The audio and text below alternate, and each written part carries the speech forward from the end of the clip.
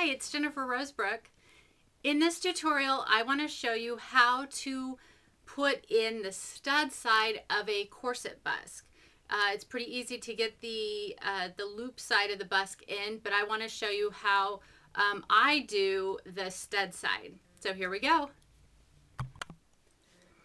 So here I have the right side of my busk and my corset. I've got the busk loops already sewn in.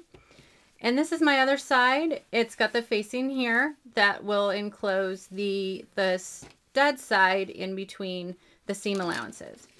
What I'm going to do is match up my center front seam at the top and the bottom.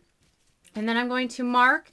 I use pencil. You can use a marking, disappearing marking ink, whatever your favorite marking tool is. And I'm just going to put a small dot along each of the loops, matching, making sure my center front seams are butted up against each other.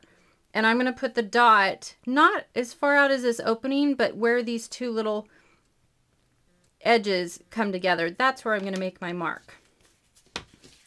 So on this side that the stud side of your busk is going to go in, I'm going to open up my seam allowance and I'm going to use an awl. This is a tapered awl. I like using a tapered awl because you can get more control over the size of the hole that you want. So I'm going to open up that seam allowance and I'm going to start with a hole and I'm going to poke it through with my awl.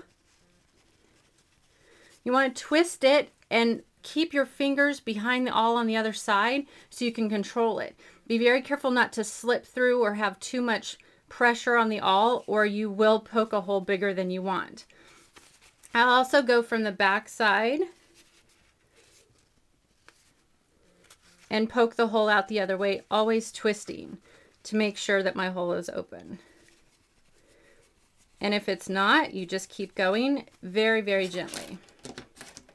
Then I'm going to take the stud side of my busk and I'm going to see if I can't work that seam allowance over first. I find it easier to put it one little layer at a time. You can use your awl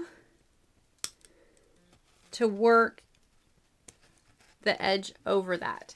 If, again, you don't have a big enough hole, go very, very gently through and keep twisting. Then I'm going to work it through this front part of the corset. You can see the silk is splitting a little bit, and that's what happens. So I'm going to, there we go, right there. Perfect size hole. I can also put a dot of fray check or fray block right on that little area, so it's stuck there. I'm going to do the rest with those. My other studs. Put it really tight with my fingers.